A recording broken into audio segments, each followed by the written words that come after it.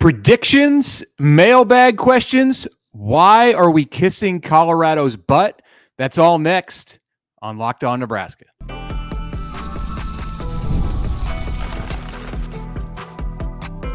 You are Locked On Nebraska, your daily Nebraska Cornhuskers podcast. Part of the Locked On Podcast Network, your team every day.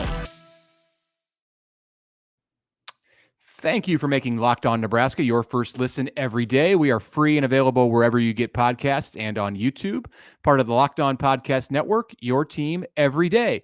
And today's episode is brought to you by FanDuel. Now through September 22nd, all FanDuel customers can bet $5, $5, and get a free 3-week trial of NFL Sunday Ticket from YouTube and YouTube TV. Visit FanDuel.com to get started. All right. Good morning. Happy Thursday. I'm Connor Happer from 1620 The Zone in Omaha. Mitch Sherman from The Athletic. Just a couple days away from Nebraska in Colorado. There was actually quite the spirited debate yesterday on one of our shows on 1620 The Zone about if Colorado is the biggest game. I am a believer that it is. Now, you can match it up to other games of the schedule and say, there's reasons why this one's bigger.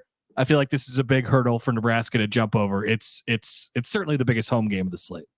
You're all in on the biggest game? Yeah, I kind of believe it is. I think it is right now. Right now, yeah. It is. Well, and I don't mean like, oh, hey, it's the biggest game because it's the next game, because it's the game on the schedule. I think at this moment, there's not a game out there, including Wisconsin, Iowa, whatever it might be, that's more significant to Nebraska football than this game. That isn't to say that we might not get to one of those games, and because of the circumstances, it's even heightened. So something could be bigger. Someday, something will be bigger than this game for Nebraska football, you would presume. Will that be this season? I don't know. I'll look back at it. I'll look back at the 2016 season when they started 7-0, and I know Oregon. I think Oregon finished that season 5-7. Similar setup. Everyone looks to that game and say, "Man, that was a big game for them to win, to get over that hump and get that out of the way." They won 9 games that year. I don't know how good they were, but they won 9 games that year. It felt like a big moment. So that leads us into our first mailbag question. That is right. We have the mailbag. We're going to make some predictions on the show today. We're going to fill this up with either emails that we've received, YouTube comments, tweets. We got a whole bunch of stuff that we're going to get to. So that'll lead us right into David's question. David from YouTube. Hi, David. Bigger barometer game, Iowa, Wisconsin, or Colorado? Well, we just touched on this at the beginning, and I'm saying Colorado, Connor. I think it's Colorado. At this moment, I'm withholding my judgment for later down the road to say that if Nebraska's 9-2 going to Iowa, that's a bigger game. That becomes a bigger game. Yeah. But I expect that this season will end and we'll look back at Colorado. Whichever direction Nebraska goes this year, I think is going to be largely dictated by what happens on the field Saturday night. And we're going to look back at this game, much like we had a chance probably to look at the Illinois game last year and say that was the biggest game on the schedule. It didn't necessarily work out that way because of the direction that Nebraska headed in November. But if it had been a good month of November, that Illinois game coming off the Michigan game after the famous Sunday practice had the opportunity to be the biggest one on the schedule. Barometer, I don't know. How do you factor in the barometer part of this? That's an important qualifier for me, because barometer, you're talking about yourself compared to other programs. I feel like this is a big game for Nebraska. And its fan base and its players and its coaches, like, to get them. It's a big game for the program and how you view yourself, how you look at yourself.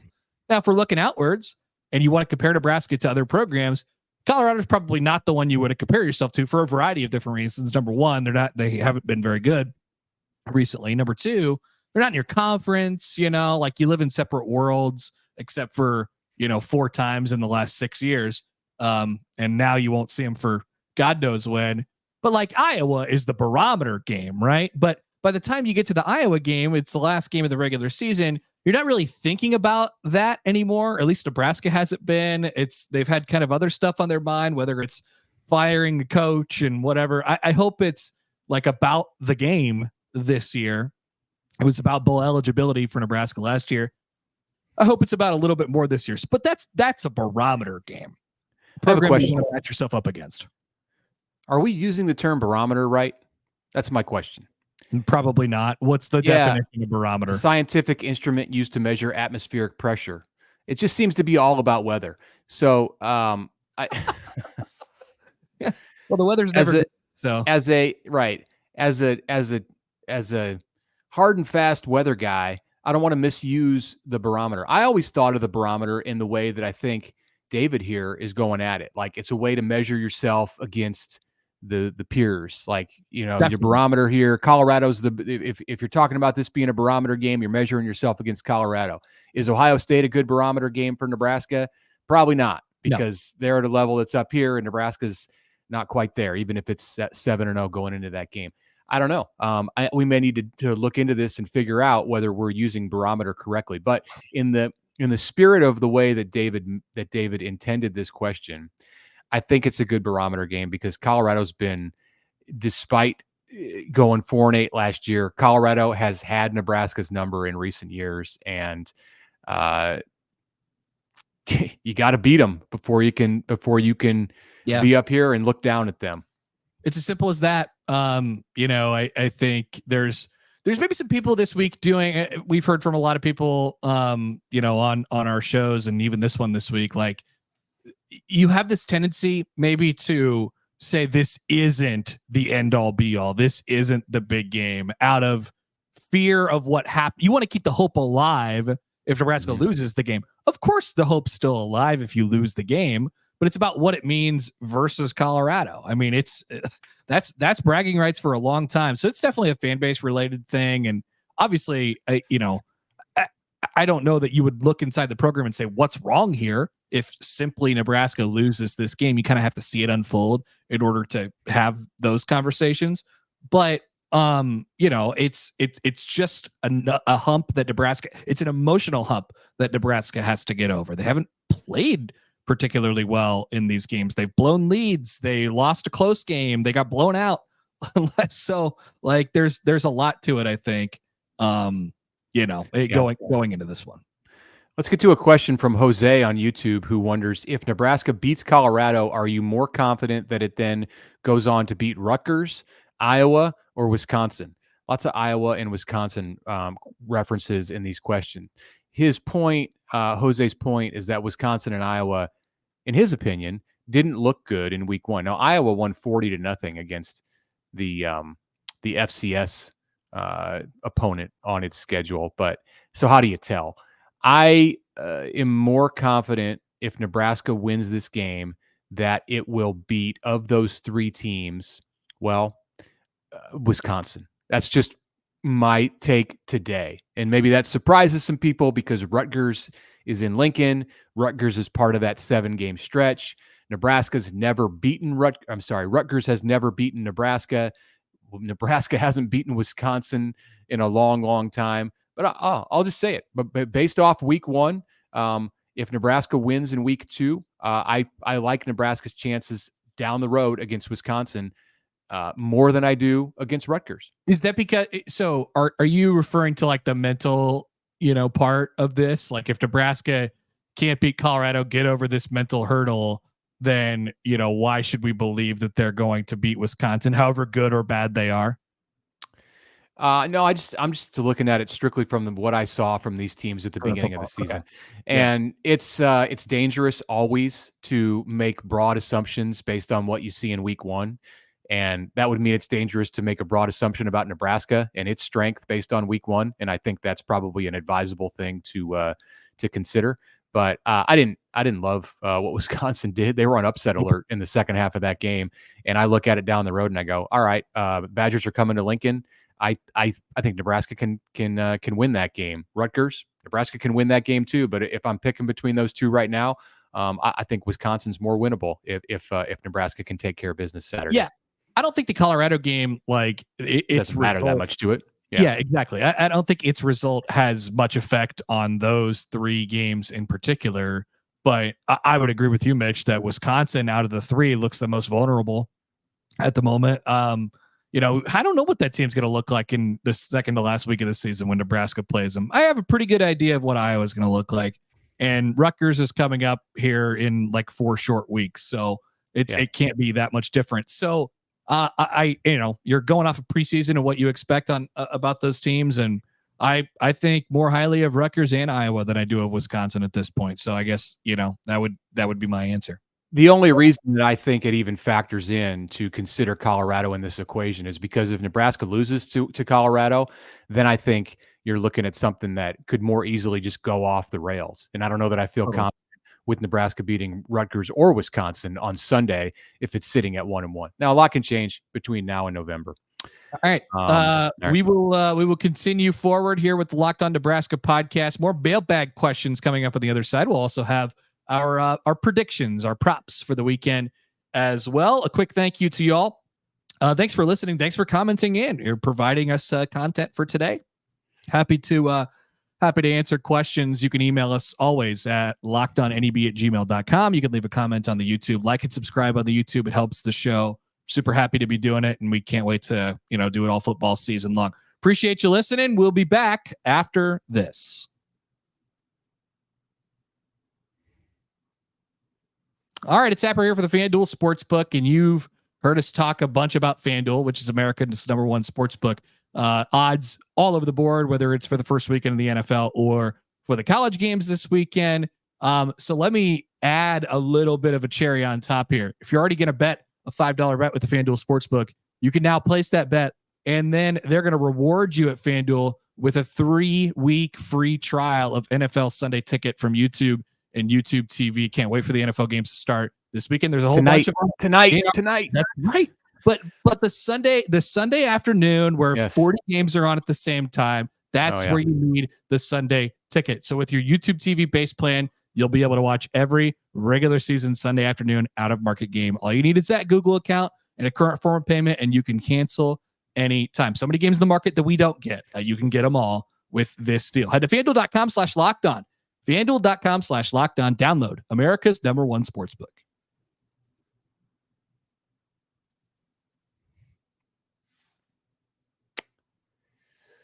Okay, welcome back for segment number 2. Didn't mean to get too excited there in the middle of your read, but the NFL season does start tonight. It's tonight. It's here. The Chiefs hosting the Ravens, 3-point favorites at Arrowhead. If you are checking the FanDuel Sportsbook like I am right now. All right, 3 questions to get to fast here in the mailbag before we start to get to our picks, and we're going to start in this segment with some of the Nebraska-centric picks for the Colorado game on Saturday night. Again, Mitch Sherman here from The Athletic. Connor Happer of 1620 The Zone is with me. Mark, with a question from YouTube, says, a serious question. Okay, very serious. What does it say about Nebraska if it loses Saturday with this talent on defense and a nice QB? I don't know. You kind of have to see that to know exactly what it'll say about them. I would view it as a missed opportunity, I guess. Like Colorado is talented, I don't think there's that much shame in losing to them, but Nebraska wants to be a program that views that wins 9 games instead of 5, instead of 6, that goes to, that competes for college football playoff spots. So I think Nebraska feels like they're talented, top to bottom on a higher level than Colorado is. I don't know if it says anything about that. Maybe it would represent some sort of, mental hurdle that they're having a tougher time with than we expected them to. Those concerns are kind of, feel a little bit better compared to a week ago before Nebraska had played their first game. I'm not sure, Mitch. Like, I guess you would have to kind of see it happen before I'd answer that question. It says that Nebraska is not ready for the moment. I think that's going to be the biggest thing. If they can't get it done in whatever form or fashion, however it looks, if at the end of that game, Nebraska's on the losing end, they're not ready for the moment as a program. And I think in game 14 under Matt Rule, they should be ready for the program or for the moment. What does that mean for the bigger picture? Well, we'll find out over the 10 games that follow. But you'd expect that Nebraska at this point is ready for this moment that it's going to have on the big stage on Saturday night. And if it loses, then not there yet. and it'll be a lot of disappointment on Sunday around the state of Nebraska. All right, we got one from Wolfman. Hi, Wolfman. Wolfman wonders why we are kissing Colorado's ass. So he was criticizing us for questioning the sample size isn't large enough to judge Dylan Raiola, since Mekhi Bear, the guy who was sticking up for Dylan Raiola in the comparison to Shedeur Sanders, sees him every day in practice. He's seen him play one game. We're not kissing Colorado's rear end. You'll see in our picks coming up here, at least in my pick, what we think about the way this game is going to go. I think Colorado is a team that has some very good players and probably the two best football players on the field Saturday night. But the two best football players on the field, if you're a good team on the other side, that's not enough to win. So I don't know. I don't think we're doing that. I don't think we're kissing their butt. I don't even, so it's unclear. What is he saying that what about the sample size with Dylan? I don't get it. Well, we were defending. We were kind of poo-pooing the suggestion that Dylan is up here. That you can't. Bayer said you can't compare the two of them, and Wolfman is like, yeah, Mekhi Bear can compare him because he sees Dylan every day in practice. So why don't you guys shut up? Gotcha. Yeah. Just maybe a little too early. That's all. I think there's a decent chance that Dylan Raiola is, outlast Shedeur Sanders as a pro prospect or a professional football player, but he has only played the one game, and maybe it would be a little bit outlandish. We try to not be so outlandish on this show. Yeah. Shedeur Sanders is an established, successful college football player. He's good at it. 27 touchdowns and 3 picks last year. Threw for over 3,000 yards. All right, Josh with a question on YouTube. He wants our thoughts on this prediction. This will set up nicely for our predictions, which will come here in a minute. His prediction is that Dylan Raiola throws 3 touchdowns and rushes for 1. The Nebraska defense gets a sack, fumble recovery, and the Huskers win 28-21. What are our thoughts on his prediction? I'm interested in the 1 rushing touchdown. That could be something that Dylan was not really mobile at all, with the exception of maneuvering things in the pocket last week, on purpose. And I think we'll see a lot of that in future game plans for Nebraska. But I wouldn't be surprised if he, I don't know about design, but scrambled and took what was given to him for a few yards at various points during this game. If he ran for a touchdown, I wouldn't be surprised about that either. So I kind of like that call, like a bold prediction. I think if Nebraska puts that together, what he just laid out there, my reaction would be, I think it would win by more. I would think it would win by more than a touchdown. Now, you didn't say how many times the Huskers turned it over, but if you, just based on that information that you told me, I'm thinking that's like a 17-point win for Nebraska. So let me ask you this. Just a quick aside. Do you think if Colorado plays the game on their terms, if the game gets to be played on Colorado's terms, it turns into a track meet? Nebraska's got to play catch up. Do you think Nebraska could do that? Do you think Nebraska could keep up in the track meet? Because I'm not like the obvious answer is to say, oh no, you can't do that. But I'm not sure that they can't do that either. Like, I think they can win the game on their terms or their own terms. More so than if it happens against USC in a couple months. But I don't like Nebraska's. I don't like their prospects in that situation. Not their best track. No. Yeah, you don't ever want to be coming from behind. Some teams are more adept at it than others. But I think it's a lot to put on. I'll just go back to the freshman quarterback. It's a lot to put on him when he's out front and the game's even or it's very competitive. I think he's going to be comfortable. That would be one way that you might make him pretty uncomfortable in a hurry, is to give him a 14-point deficit. All right. So is it break time and we'll get to the picks after this? Yeah, let's take a break and then we'll have a long third segment. Coming up next, we're going to break down Nebraska, Colorado, give our picks on the game and some props, and then look around the Big Ten and the nation in week 2. That's coming up next. All right, quick break here to tell you about LinkedIn. So when you are hiring for your small business, You want to find quality professionals who are right for the role. That's why you've got to check out LinkedIn Jobs. It has the tools to help you find the right professionals for your team faster and for free. Because LinkedIn isn't just a job board, it helps you hire professionals who you can't find anywhere else, even those people who aren't actively searching for a job. That's right. You can find people who aren't even looking for a job because they're on LinkedIn. In a given month, more than 70% of LinkedIn users do not visit other leading job sites, but they are there on LinkedIn. So if you're not looking on LinkedIn, you're looking in the wrong place. Another stat, 86% of small businesses on LinkedIn get a qualified candidate within 24 hours. That's 86%. Hire professionals like a professional on LinkedIn. Post your job free at linkedin.com/lockedoncollege. That's linkedin.com/lockedoncollege. Terms and conditions apply.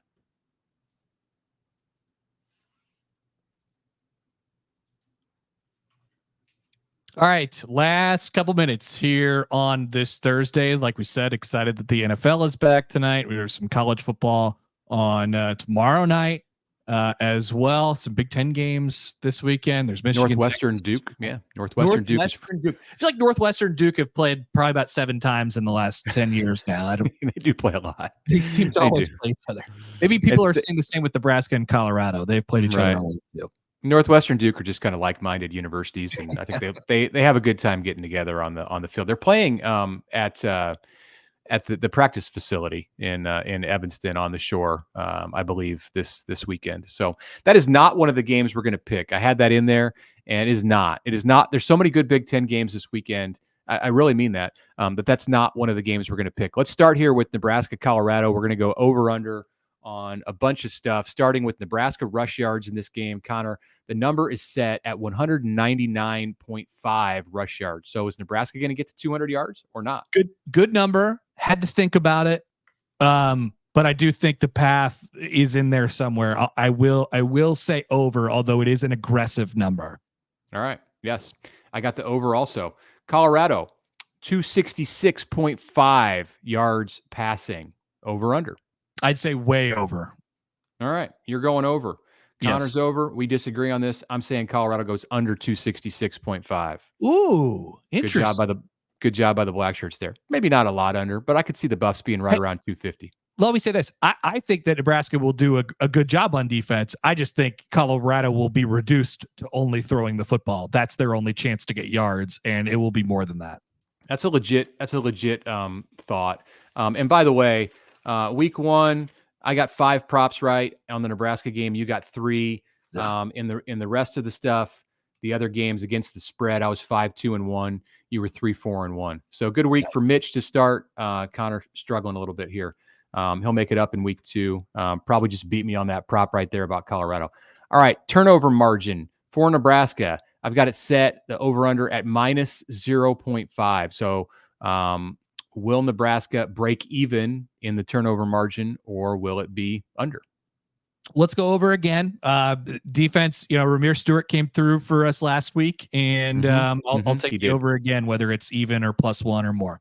Okay, I like it. We disagree here again. I'm thinking Nebraska is going to be -1 or worse in the turnover category on Saturday. Interesting. Okay, here's an interesting one. Heinrich Haarberg plays in the game. The number of snaps that he takes, not at the quarterback position. So this won't include a helmet coming off, which was a play in the last game. Although we will give credit if he's playing quarterback and Dylan Raiola is in the game at another position. Okay. So nope, Wildcat doesn't count unless Dylan's on the field. So I am in a pretzel on this one because 1.5. 1.5 is the number. I clearly screwed it up going into last week as people let me hear about it. So I'm just like, I'm going to go Oppo now. I'm going to say over. Like if I would have been consistent on this, I would have said under. I will say over. I think we see some Heinrich Haarberg on Saturday now. Yeah, I'm also over. Got him doing it. Last over under. Nebraska third down rate. Huskers were 65%, tops in the Big Ten a week ago. Third down rate this week is set at 49.5%. Over under on that. It's a good number. It's pretty aggressive though. I'll say under. Okay, I also have the under there. Okay, Nebraska's leading rusher in terms of attempts. The person his name, who will be the leading rusher in terms of attempts for Nebraska in this game? His name will be Ramir Johnson. Ramir Johnson. Okay, I like that pick. I like it a lot. I don't agree with you. I'm going with Dante Dowdell. He gets up off the mat, comes back into the mix, and leads Nebraska with about 10 to 12 rushing attempts. I like that. Leading receiver in terms of yardage in this game for Nebraska. Going back to the well, Nair came through last week. Let's go back to Nair. He does it the first 2 weeks of his Nebraska career. Yep. I had Nair last week. This week I have Jamal Banks. Almost went Thomas Fidone on this one. I think it's going to be a game where Nebraska works really hard to get its tight ends into the vertical pass game, but I'm going Jamal Banks. I think he edges out Fidone in this one.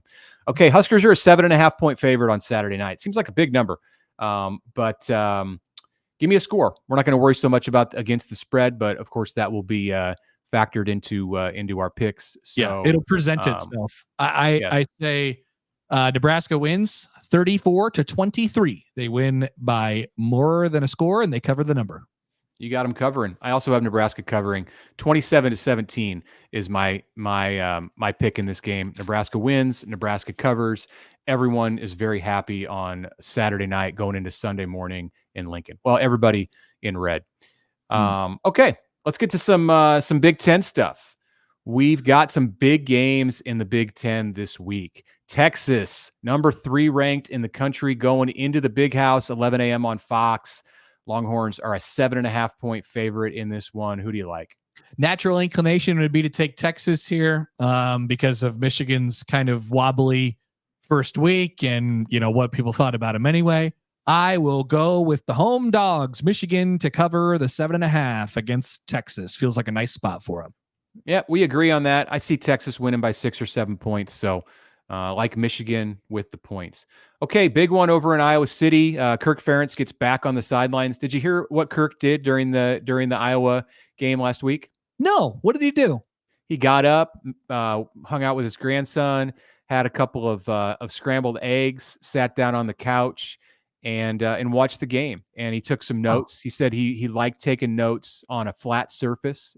It was much easier to do than standing on the sideline. But everything else about it he didn't like very much because he had no impact on the game. And then he made a very Kirk Ferentz joke, self-deprecating, about how he generally has no impact on the game anyway, even when he's there on the sideline. So love that about Kirk. I'll just give you my pick first. I got the Hawks -2.5. Cy-Hawk. I like Iowa to win by more than 3. I'm with you too. Better football team. Pretty much plain and simple. I like the fact that the number is so small. I feel like I'm stealing there a little bit. A little bit, yeah. Iowa State had some struggles in week 1 with North Dakota. North Dakota had like a 23-play drive in that game in Ames, longest in like 10 years in college football. It resulted in a field goal, but it was a 23-play drive. We're liking the Big Ten so far. We're taking the Big Ten, both of us, in both of these games. Kansas, nationally ranked, number 19 ranked Jayhawks, -5.5 points at Illinois, Saturday, 5:30 p.m. FS1. It's a tricky one. Illinois looked pretty good their first week. Kansas, are they really, are they really gearing up to be a contender in their conference? I will say that KU covers the number at 5.5, but that is an awfully stinky number that is in the Vegas zone, my friend. Not a comfortable one at all. I like the coaching matchup, Leipold and Bielema. That's going to be fun. And I also have the Jayhawks. So here we are agreeing so far on all 3 of the first 4 of the Big Ten games. All right, Oregon facing Boise State. The Ducks ranked number 7, home again, 19.5-point favorites. We got some Big Ten after dark on Peacock Saturday night, 9 p.m. Central Time kick. 19.5 points. Oregon struggled against Idaho State in the opener. 24-14 was the final. Boise is one of the best group of 5s out there. But gosh, now I'm flipping on this. Let's go with Oregon. My initial inclination to cover the 19.5, although I do not feel comfortable. Confidence points are about 0 on that one. Yeah, not going to be a whole lot of separation for us on this. I like Oregon to rebound. I think they're going to come back with a statement game and blow Boise out of Outson on Saturday night. Late night game in Eugene. I think that's a really tough one for the visitor. If this was an afternoon game, I might take Boise. Okay, let's get to the national games that don't involve Big Ten teams. Arkansas, coming off a 70-0 win against Arkansas Pine Bluff, is going into Stillwater, where the Oklahoma State Cowboys took care of the two-time defending national champ South Dakota State Jacks last Saturday in week 1. Cowboys are a 7.5-point favorite. Are they for real? They're ranked 16th in the country. This one's at 11 a.m. on ABC. I am calling the Hogs. Razorbacks cover the number. I was just looking up Monty Harrison, former Nebraska recruit Monty Harrison. Yes. 2 catches, 29 yards in the 70-0 win. Okay. All right. He's on his way. He plans to be one and done. That's the intention. I mean, he's like 25 years old, so you don't have time to waste in college. So I like the start. Good job, Monty. I have Oklahoma State in this game. So here's the first one of these games, these point spreads that we differ on. All right. Next up, Georgia Tech, man, hottest team in the country.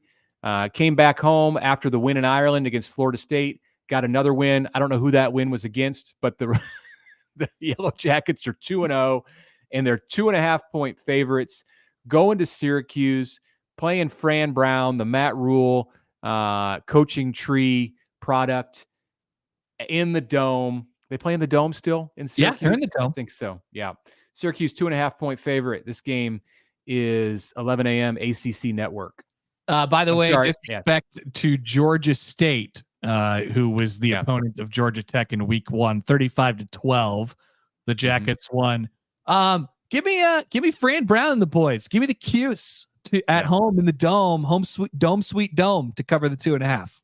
I got the Cuse also. They had a nice week 1 performance.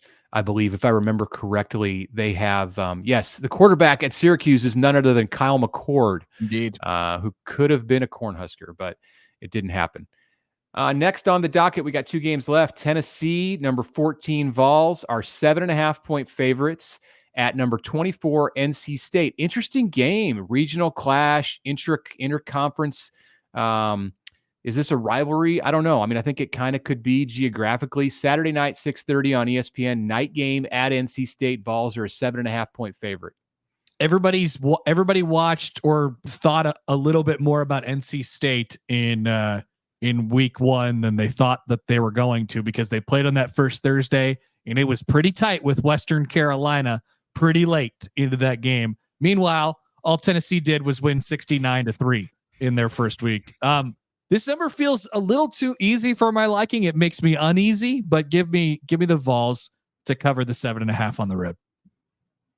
Wrong team favored. Here's my big upset special. Oh. NC State is going to win this game outright, so I like them to cover and win outright. Wow. Final game, Texas Tech went to overtime with Abilene Christian in week 1.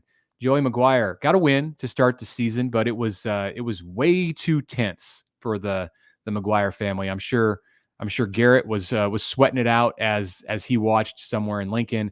The Texas Tech Red Raiders are going to Pullman, Washington, where Washington State. What is that? What is that scheduling? Like from Lubbock to Pullman? Probably not so good. Yeah, there might not be a lot of Tech fans at that one. The Red Raiders are going to go by charter, but they'll be fine. In the battle of the 2 most remote Power 5 programs in college football, I will take the Red Raiders to bounce back. I just like the 1.5, getting 1.5. Yeah, I got them too. I feel like was this series put on the books solely because of Mike Leach and like a tribute to Mike Leach. They like when he passed away, these 2 teams just had to play. There was no getting around it. I imagine there will be some sort of, honoring of him on Saturday, late night on Fox. Yes. All right, we made it through. Until Friday. You will hear on Friday on this podcast a crossover episode. I am going to get on with our Locked On Buffs host and chat about the matchup that's coming to Lincoln on Saturday night. So looking forward to that. Connor will be back with us on Monday, or who knows, maybe sooner, to discuss the the Nebraska-Colorado game, the aftermath, the turning point, whatever direction everyone is tuning. I want to let you know that we appreciate you listening and watching us at Locked On Nebraska.